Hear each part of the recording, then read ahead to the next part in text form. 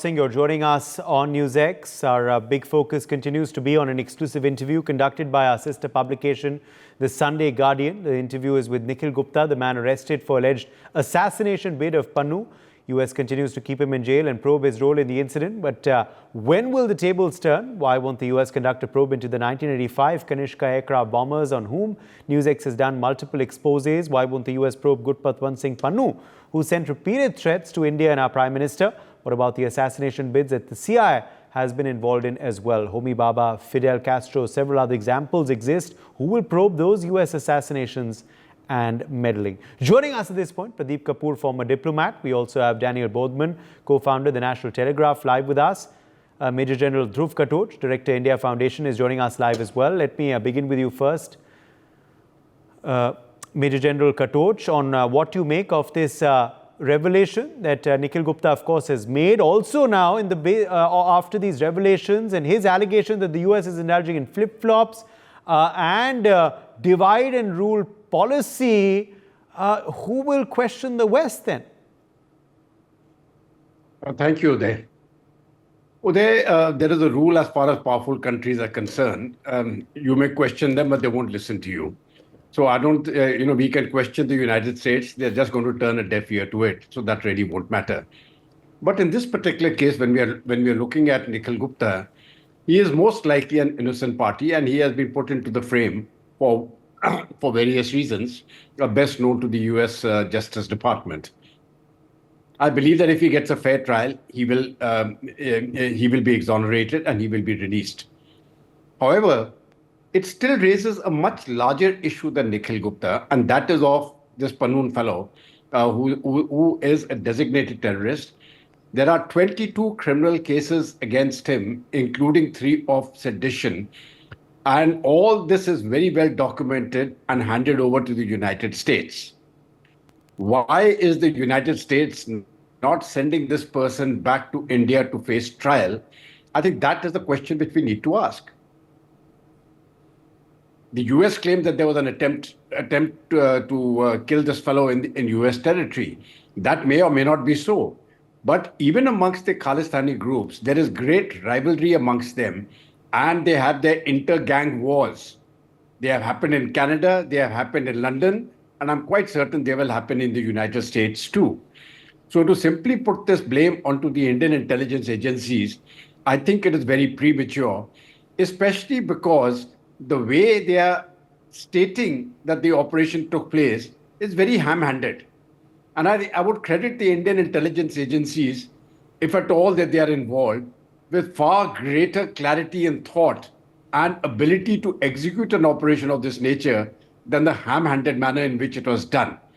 And the person who has been apprehended by the US is a young kid, 22 years old. I don't even know if he can handle a weapon, I mean, so the question is that the very manner in which this entire investigation has been done, it stinks to high heaven of an attitude by the Americans of trying to browbeat the Indian government to suit their own foreign policy objectives.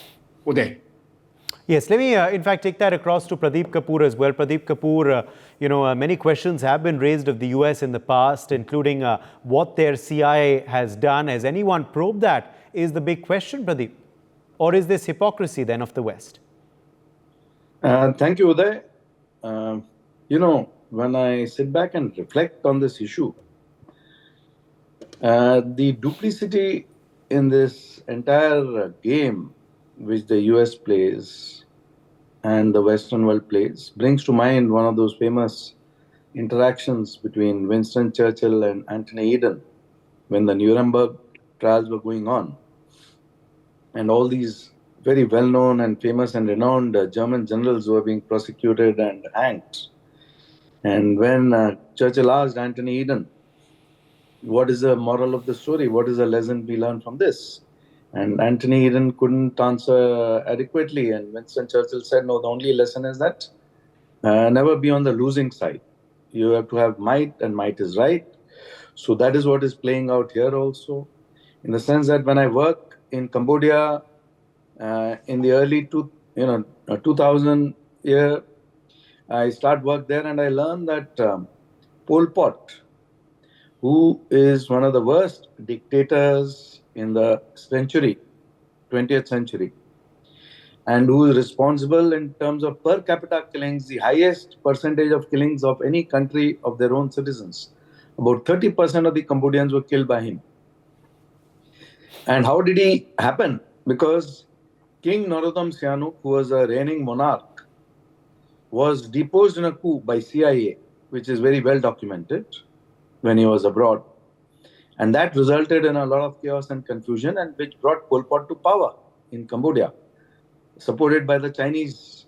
And the whole country was devastated after that, with killing fields and so many other stories which the world knows about, and the movies which have been made. Now, the same Pol Pot, who's deposed by the people who have rebelled against him and taken the support of outside forces like the Vietnamese army, is kept in power in the UN by giving the seat in the UN to his representative till 1998. When is he thrown out of power? In 1977. So for about 20 odd years, the seat of Cambodia in the UN is retained by his people. So when I work in Chile, President Allende, who was trying to do something for his own country, here I'm not even saying that they're working, actively to harm America in terms of leading terrorist attempts or efforts or supporting terrorists. They are working in the interest of their own country, some of these leaders, like Allende. He nationalized the copper mines. The US government didn't like it because the corporate sector here lost out on some money aspects only, on some commercial transactions, on some money profits which they're making. What did they do? They deposed him. He was shot, or he, shot himself, whatever it was. But because the CIA intervened, attacked the palace through the Chilean Air Force, whom they engineered to take on this coup. And then what happens? There's again mayhem there.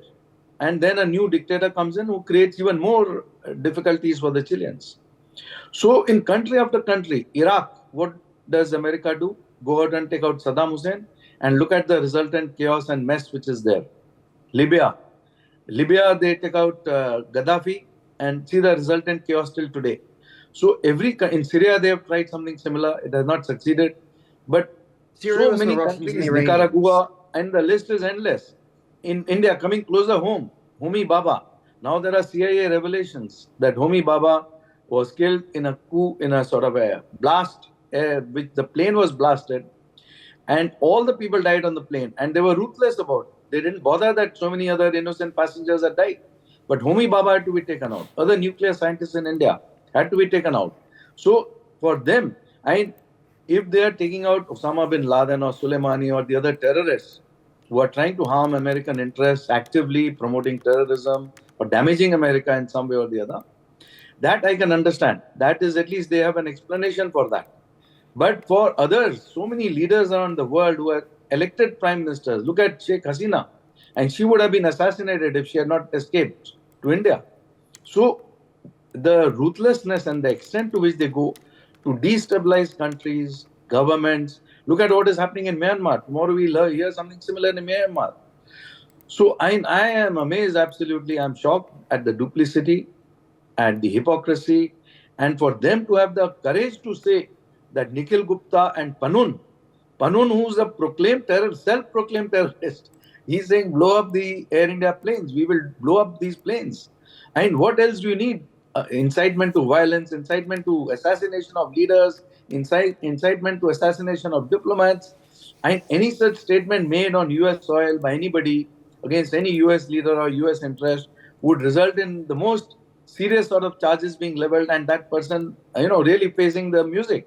And here he is going scot-free and is being protected. And this is sitting here and looking at the extreme nature of all this hypocrisy is absolutely incredible. Back to you, Uday.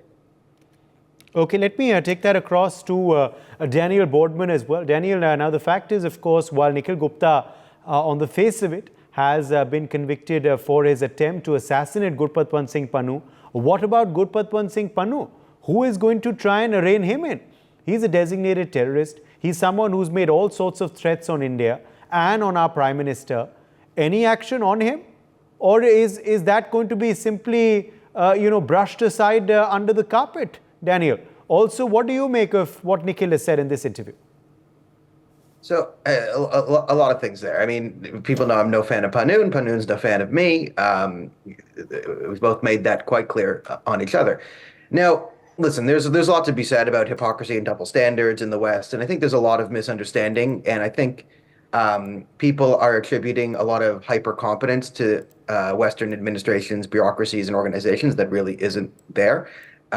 So, I mean, you're going to water down your claim when you start blaming the Americans for the rise of communist dictators like Pol Pot, to say the American establishment, wanted a communist Cambodia in 1976 is asinine. To claim that America bombs... Daniel, that was not my statement. No. I let you just go on and say nonsense for too long. To claim that America was the one that bombed Syria when it was Russia who came in and destabilized is just it's just not adding to your claims. It makes you guys just seem like random lunatic conspiracy theorists. But Daniel, Uday, I'd like to correct that, please. Daniel, the statement was not that they supported Pol Pot. They overturned a legitimate monarch, which was King Norodom Sihanouk, which led to the rise of Pol Pot, which led to the destruction of Cambodia, because they do not see the results. But they're creating all this havoc, because if King Norodom Sihanouk had continued in power, there would have been no Pol Pot. It's not that the Americans supported Pol Pot. I said the Chinese supported Pol Pot.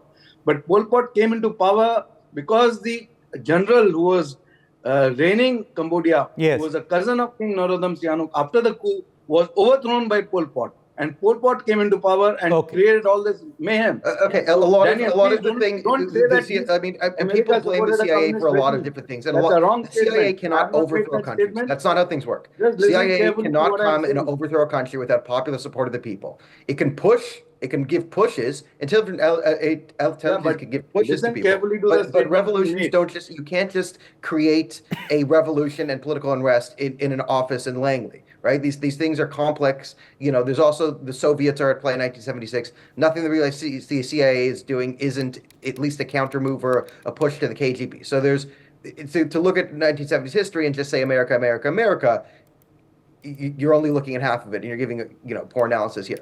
There is a case to be made. Listen, the case in the West here is two-tier thinking. Right, and capitulation to terrorism. There were two things, and it's not just on India. And, listen, I'm going to tell you. I'm going to take your side here. Listen, it's not just on India. There's this fantasy that you guys have that it's only this mistreatment towards India, and that's not it. It's double standards across the board, and a lot of it is self-harming. Right. So to say the West is doing things in their own interest, we're shooting ourselves in the foot. That's our government plan: is load gun, point at foot, pull trigger. I'd like to respond to that. And sometimes we put our foot on someone else's foot and shoot two countries in the foot. Okay, Ambassador Pradeep Kapoor responding to you now. Go ahead. Yeah. So Daniel is confused with my statement. The two things which I said he did not understand clearly. He needs to understand this clearly. First, King Norodom Sihanouk was leading a very stable Cambodia. He was deposed. And the person who came in his place created instability. He was deposed by Pol Pot. That was not by America. America had created instability in the country, which led to the rise of Pol Pot, which led to the mass killings. The other part of American complicity and duplicity is that Pol Pot was allowed to sit in the United Nations seat for Cambodia for 20 years beyond his regime in Phnom Penh, supported by US, supported by the Western countries, which was again a very heinous crime when the legitimately in power government in Cambodia was not given that seat. So there were two big things which America did to destabilize that part of the world. Now, if America had not had a coup against King Norodom Sihanouk, Pol Pot would not have come into power. And then secondly, for them to support Pol Pot's representative to sit in the United Nations. So don't confuse matters, Daniel, for God's sake. I'm not confusing matters. I'm just saying America didn't create a coup out of nowhere. And yes, if you're going to look at what happens in the 1970s and blame Americans for something and completely omit the Russians meddling in Cambodia, propping up the communists, listen, if you... Well, that is not what you're discussing. Give a sober analysis of history and don't just blame the CIA for every coup, left, right, and center. Okay. We're going to have to move forward now. The debate is, of course, on larger issues. You both made your points. I have to move on now to Rabinder Sachdev as well. He hasn't spoken at all. He's also joined us now. He's an international Daniel affairs has expert. lost the focus. He's getting distracted by non-issues. Rabinder Sachdev, come in here on what you make of this interview that Nikhil Gupta has given to the Sunday Guardian, what its ramifications are going to be, and also the questions that it raises of the West's hypocrisy as well. Rabinder. Thank you very much, Uday. Firstly, as to the interview, I'll say that it's something good, compliments to you guys for getting an interview out, because I think what best serves is always, sunshine into whatsoever is out there. So, we've been reading about Nikhil Gupta and, his apparent shenanigans or whatever is happening. So, on the very first hand, good to get something out from the horse's mouth, right? Whatever. Now, secondly, I think General Katoch and Ambassador Kapoor very well laid out, and partly I go with Daniel also, but I think maybe he's misreading what Ambassador Kapoor was saying, in the sense that yes, America has been instrumental in many changes in the world, but it cannot create something out of thin air sitting in a room in Langley. Agree to that, right? So there has to be something out there, but overall, America has definitely been very proactive, to say the least, in pursuit of its interests, including toppling of regimes and assassinations of world leaders, which is known which has been out there. Now, coming to the present one, similarly, okay, whenever America does something, I would like to understand why they are doing it, assuming they are kind of playing this game with Nikhil Gupta also. So, what is it that they want to kind of derive out of this situation that they've created? That's my question to my mind. Are they trying, if they are theoretically, if that is what they are doing, what is it that they're looking to, take leverage out of from India? How are they looking to, influence India, and where? That would be key to my mind to understand as to between US-India relations. Do they want, or are they attempting to influence some Indian policy towards what? Towards Russia, or towards what? Towards our internal affairs, or where? That to my mind is a bigger question, if that one they're doing. Secondly, unfortunately, I think the truth of the Pannun incident and Nikhil Gupta and all will not come out. It'll come out, whatever comes out. But then, the whole issue with Pannun, Gurpatwant Singh, what he's doing in the US, and okay, we understand also that, the US laws may not, let's say, be suitable or may not be there to take cognizance of such issues that we feel we are worried about. For example, burning a flag in the US, you can burn a flag, there is nothing to it, right?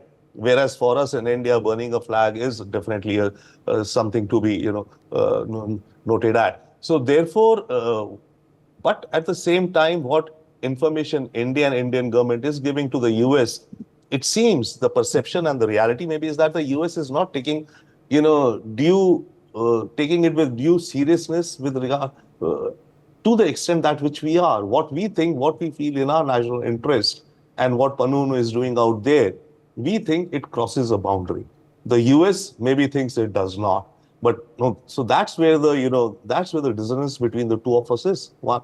And lastly, to Sheikh Hasina, and that point also, yes, Sheikh Hasina says the US was looking to topple her and all, but my little question would be that if the US toppled her just because they did not get the St. Martin's Island, then did they not hurt themselves on their own foot? They did not get Martin's Island. They ended up pushing the entire Bangladesh into the orbit of China or closer to China. So that, is this somewhat comparable to what they did in Cambodia, that they could not foresee what the, what the downstream effects would be? So there are a bunch of questions which open out there. But to this particular issue, I think the US needs to take the Pannun issue, the Khalistan issue, much, much more seriously and be responsive to India and India's concerns. Yes, let me in fact now go back to Major General Dhruv Katoch. Major General Dhruv Katoch now, looking at all of this, who will school the West? Obviously the US is going to do things in their self-interest, as Daniel Bodman was just saying. Looking at that then, who is actually going to then take up the onus and school the West and actually dictate what is wrong and what should be right if they really want to be upholders of democracy, democratic values and human rights and interests of fairness and justice? Uday, as far as upholding democratic rights and fairness and justice, that is alien to US foreign policy. The US foreign policy is very firmly committed to what they perceive to be US interests. And here I feel they have gone horribly wrong in determining what those foreign interests are. Especially, you see, today, if I have to look at US foreign policy interests, they very, very clearly lie in the Indo-Pacific. And in the Indo-Pacific, India is a vital partner as far as the United States is concerned. Now, why are they taking a third-rate person of the stature of Pannun, who has got no standing in India, and I presume even less standing in the United States, and making an issue out of this fellow? Whereas, correctly speaking, they should have simply bundled him off either to India or elsewhere and said, okay, out you go, we don't want you. I mean, they have made a person who's got no value to anybody, who is a proclaimed defender. They are holding him up as, okay, we have to defend this person. I think my advice to the Americans would be, please don't defend the indefensible. For God's sake, don't defend democracy. We don't want you to do that. We can do it ourselves. Don't defend. But whenever the US starts talking about human rights and defending democracy, I think the red flag goes up. They are not defending that. They will do everything really to put it down. And I think that is where the problem lies. In 1971, they supported the genocide of the Bangladesh people. And I'm seeing a repeat of it here in 2024 in US actions in Bangladesh. You are disturbing the Indo-Pacific region, which was going very firmly in your favor, and you're putting China back into the game. Whereas we can take China out. Their primary threat is China. When you're looking at it from 20 years from now, it is not going to be the Russians, it is going to be the Chinese. And that will be the dominant force.